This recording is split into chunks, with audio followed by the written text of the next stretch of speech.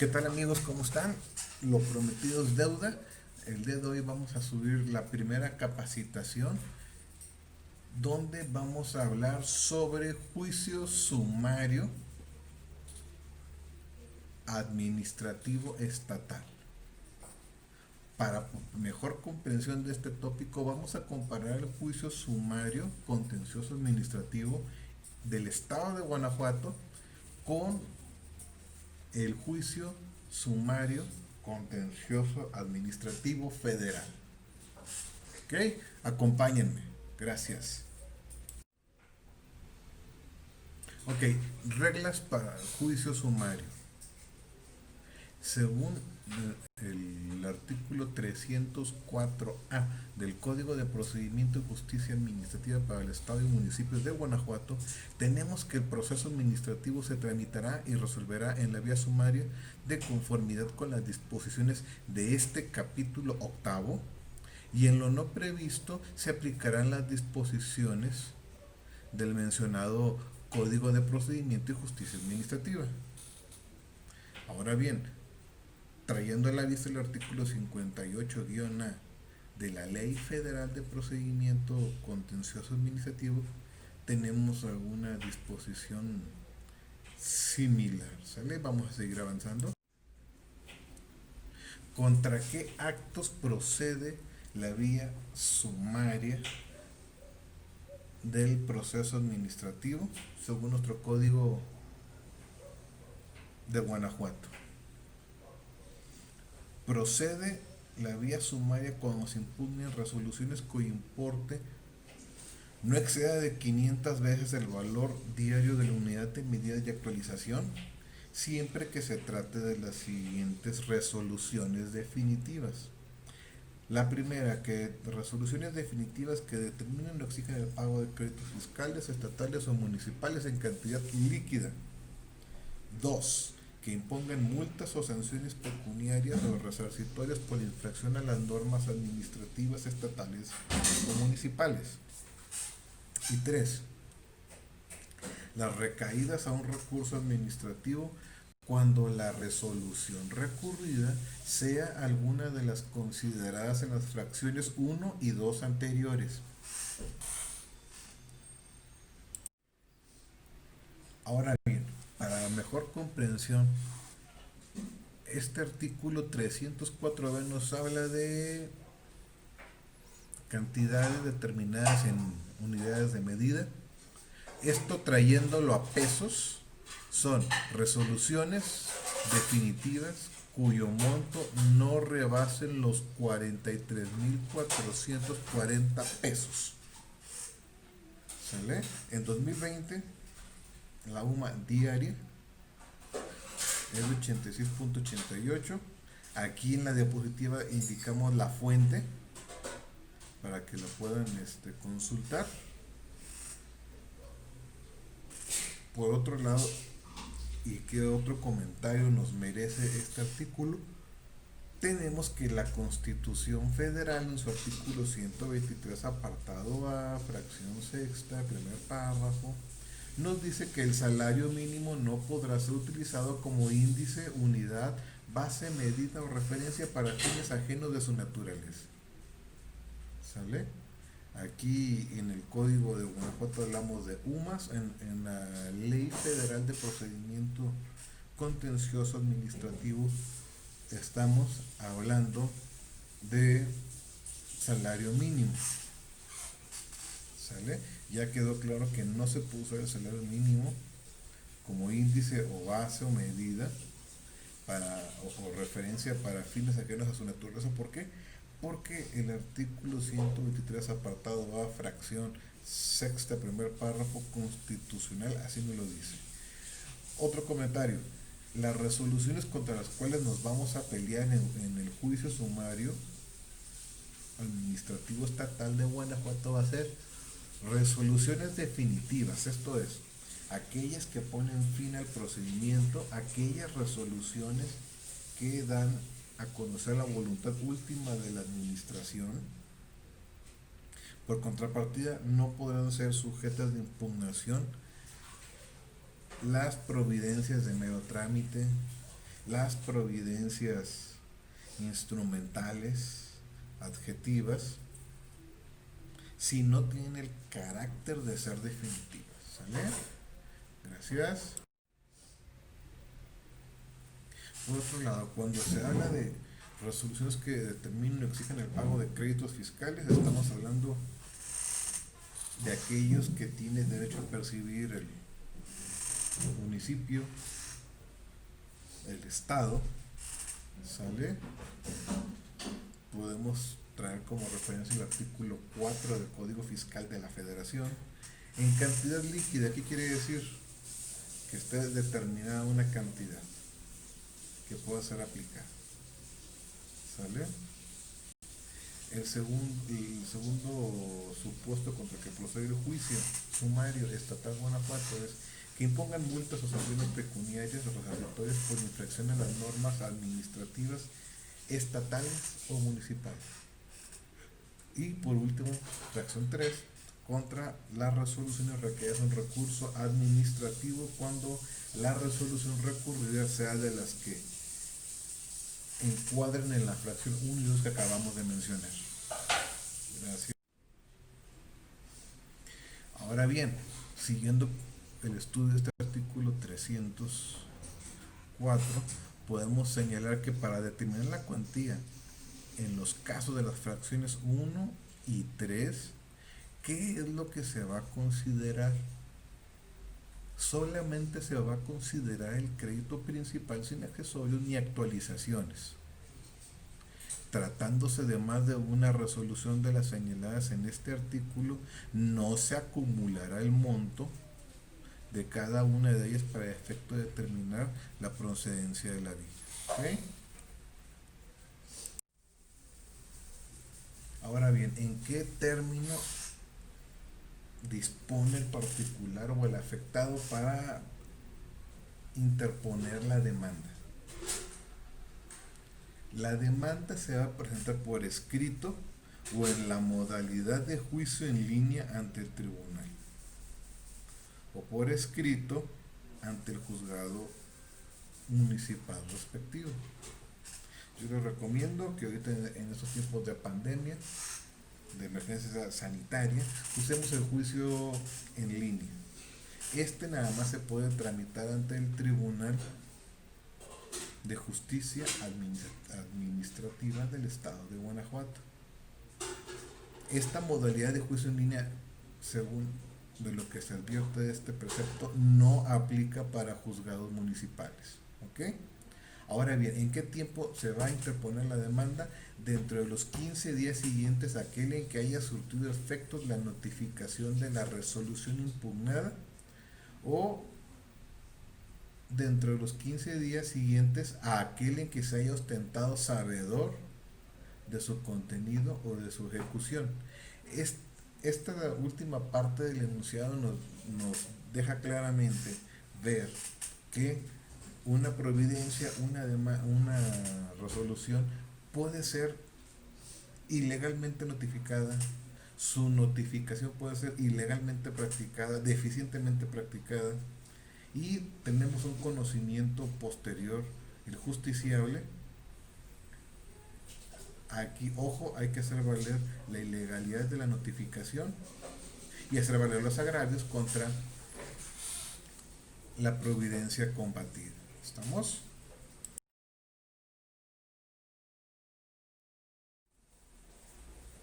Ahora bien, ¿contra qué cosa o contra qué actos no procede el juicio sumario?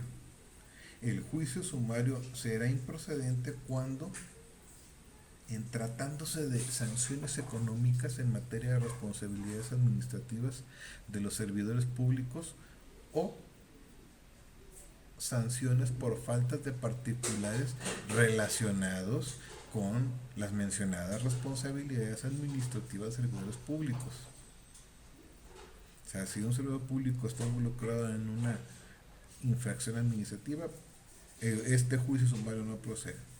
Si una empresa que participó en algún procedimiento tipo licitación o contratación pública o similar y cometió una falta, tampoco procede el juicio en la vía sumaria.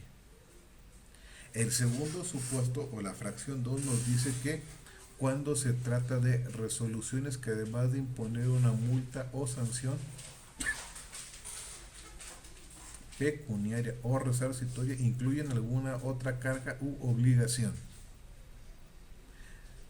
Recordando o trayendo a la vista el artículo 58-3 de la Ley de Jurisdicción Contenciosa Federal, recuerdo que había multas de baja cuantía, pero que incluían además el pase a propiedad del fisco del vehículo en materia aduanera.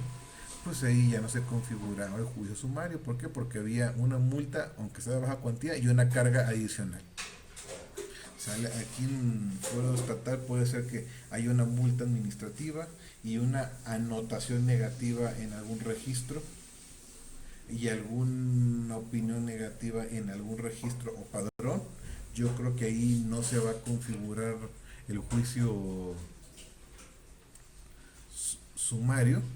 Habría que verlo y analizarlo caso por caso, ¿sale? Gracias.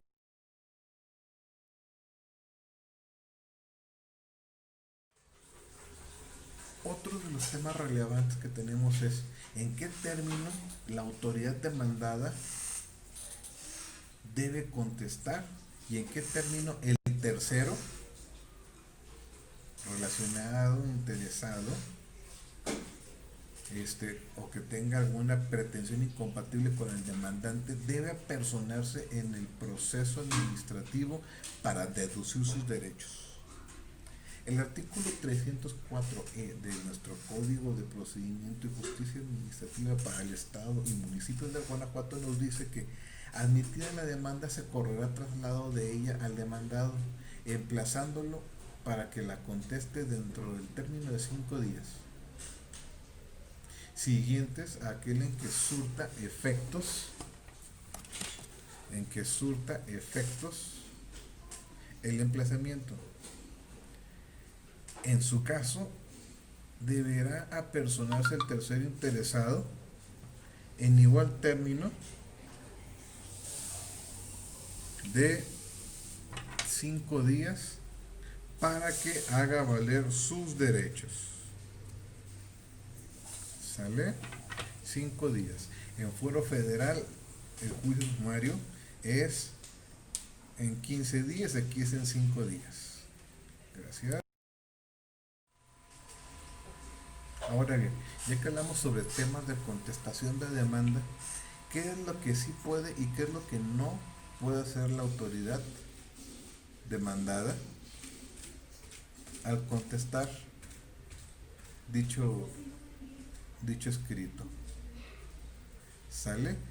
No pueden cambiar las razones y fundamentos del acto impugnado con motivo de lo aducido por la autoridad demandada al contestar dicha demanda. ¿Sale? Esto es, por un principio de congruencia, por un principio de justicia y equidad procesal, la autoridad demandada está impedida ¿para qué? Para invocar hechos novedosos. Está impedida para mejorar los argumentos del acto impugnado con motivo de lo aducido por la autoridad a contestar la demanda. ¿Sale? Ya que si bien la autoridad demandada tiene derecho a oponer defensas y excepciones tendientes a sostener la legalidad del acto, incluso introduciendo argumentos que justifiquen con mayor precisión y detalle los motivos y fundamentos ahí contenidos, también lo es que debe acontecer bajo la condición de no variar los motivos y fundamentos originales. ¿Sale? De ahí que la autoridad demandada está impedida ¿para qué? Para mejorar el acto autoritario en la litis. Aquí les comparto esta jurisprudencia que les pueda servir de referencia. ¿Sale? Gracias. Ahora bien, ya que hablamos de la contestación de la demanda, ¿en qué término puede el justiciable ampliar la demanda? ¿Y en qué término puede la autoridad demandada contestar dicha ampliación? Para despejar esta duda, el artículo 304F de nuestro Código Estatal Guanajuato nos dice que el actor tendrá derecho a emplear la demanda dentro de los 3 días siguientes a la fecha en que surta efectos la notificación recaída al acuerdo de contestación. En los casos que dice el artículo 284 de este código. Y la contestación en la ampliación de la demanda deberá hacerse también dentro del plazo de 3 días. ¿Ok?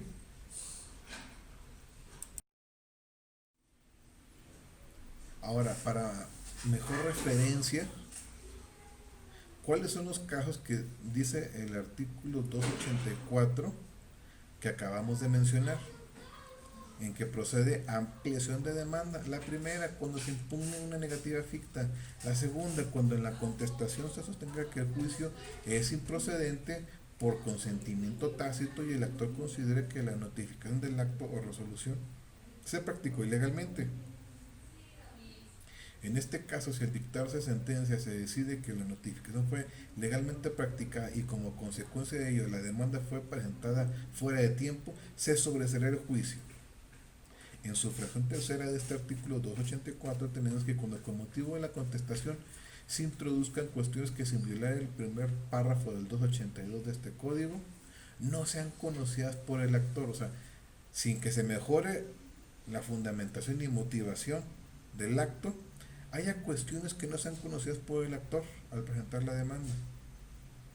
Un ejemplo, cuando se dan a conocer las identificaciones escritas de los visitadores verificadores o como se da a conocer alguna acta de visita verificación que manifiesta la parte actora que no era de su conocimiento, ahí se pueden esgrimir agravios, tal como dice esta fracción tercera del artículo 284.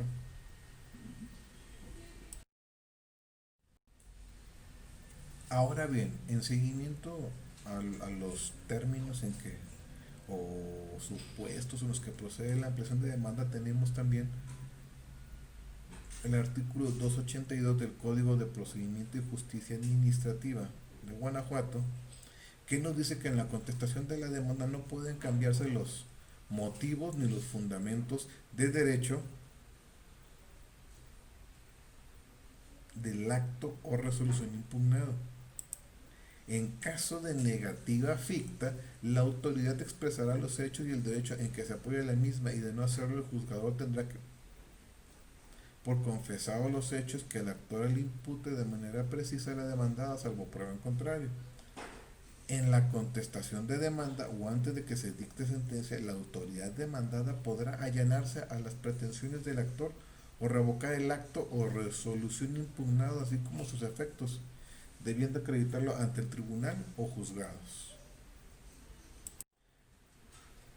Ahora bien, ¿de qué manera el magistrado o juez proveerá la correcta integración del juicio?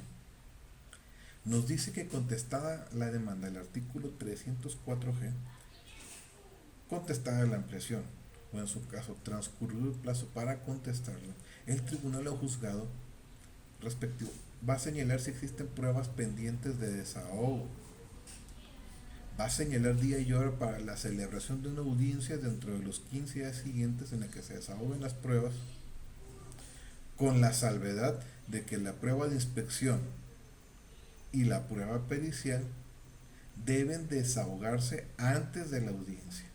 Ojo chicos, la, la prueba de inspección y pericial se desahoga antes de la audiencia, que quede claro.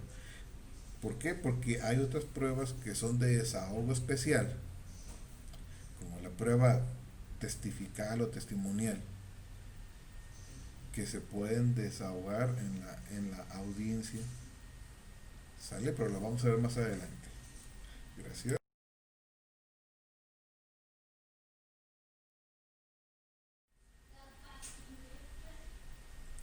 Siguiendo con el artículo 304-H del Código de Justicia Administrativa de Guanajuato, tenemos que el tribunal o juzgado proveerá la correcta integración del proceso administrativo mediante el desahogo oportuno de las pruebas, a más tardar en la fecha prevista para la celebración de la audiencia, en los casos que ésta haya sido procedente.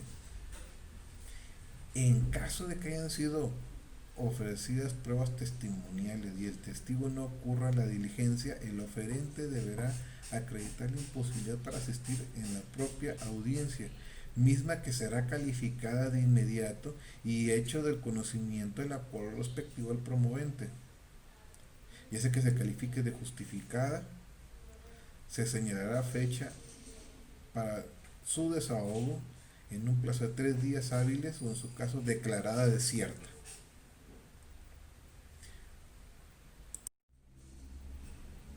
Habíamos dicho hace rato que si ofrece testigos el justiciable en un proceso administrativo en la vía sumaria y hay imposibilidad de que los pueda presentar, tiene que explicarse ante el juzgador para ver si se justifica o se declara desierta su prueba. Pero en fuero federal tenemos que procede juicio en la vía ordinaria cuando la parte actora que promueve en la vía sumaria no pueda presentar testigos. Estamos viendo que en el juicio administrativo de Guanajuato procede el juicio ordinario, aún ante la falta de comparecencia de los testigos, nada más debiendo dar una explicación y justificándote. Y en fuero federal no, te mandan al juicio ordinario. ¿Sale? Se los dejo como un dato curioso. Gracias.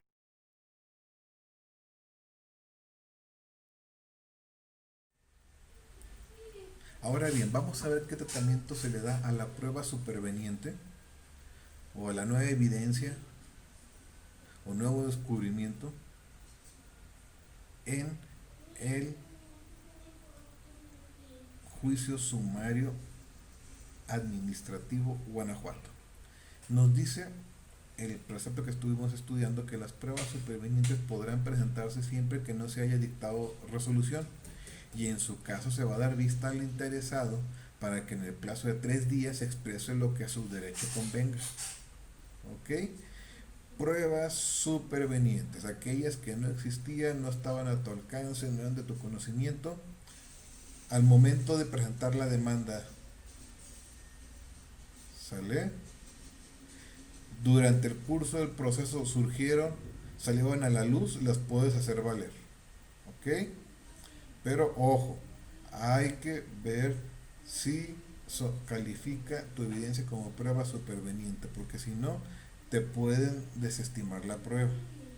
¿Ok? Gracias. Ahora bien, pruebas de desahogo especial. De la prueba pericial, ¿qué tenemos? Por lo que toca a la prueba pericial, esta se va a desahogar como dice el artículo 91 de este código, con la salvedad de que todos los plazos serán de 3 días, incluyendo el plazo que corresponde a la rendición del dictamen, en el entendido que cada perito deberá hacer la rendición de su dictamen en un solo acto ante el tribunal o juzgado. Eso de que rendir y ratificar y es no, un solo acto. ¿Ok? Muy bien, ahora, cita para audiencia de alegatos. El artículo 304 de nuestro Código de Procedimiento y Justicia Administrativa para el Estado y municipios de Guanajuato nos dice que en caso de no existir pruebas pendientes de desahogo, se podrá citar audiencia de alegatos dentro de los 3 días siguientes a la admisión de la contestación de la demanda o a la ampliación en su caso. Ojo, siempre que no haya pruebas pendientes de desahogo. ¿Ok? Ahora bien, ¿en qué momento se desahoga la prueba testimonial y confesional y se reciben alegatos? El artículo 304K de nuestro Código Estatal nos dice que abierta la audiencia, asistiendo o no las partes, se procederá a desahogar las pruebas testimonial y confesional.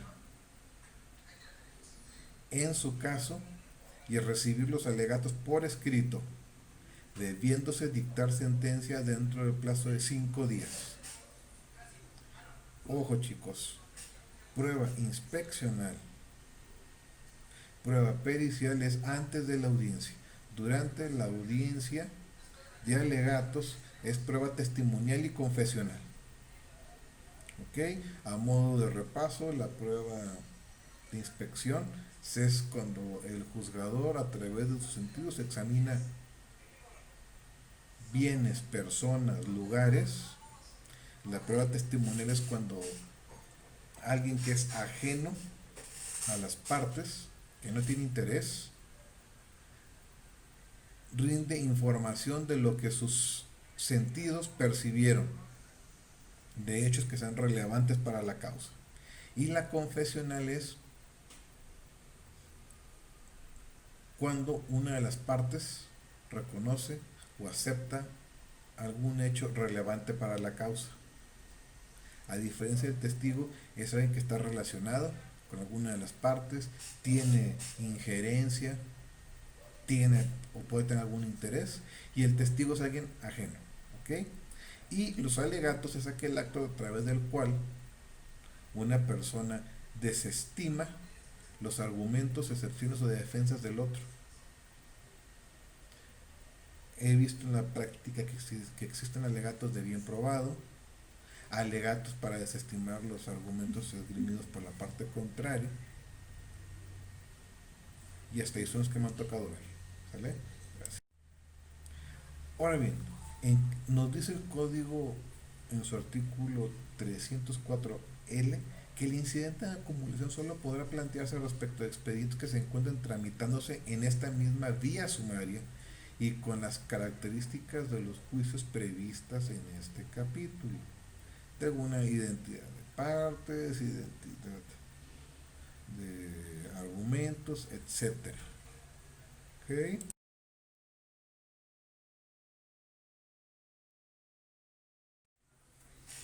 Aquí vamos a entrar a una parte muy fina que es de qué se va a ocupar la sentencia. La fórmula gramatical del numeral 304M nos dice que la sentencia solamente puede ocuparse de argumentos de fondo del asunto, por lo que aquellos argumentos que sean de forma serán desestimados por el tribunal o juzgado y no podrá ordenarse la reposición del procedimiento administrativo.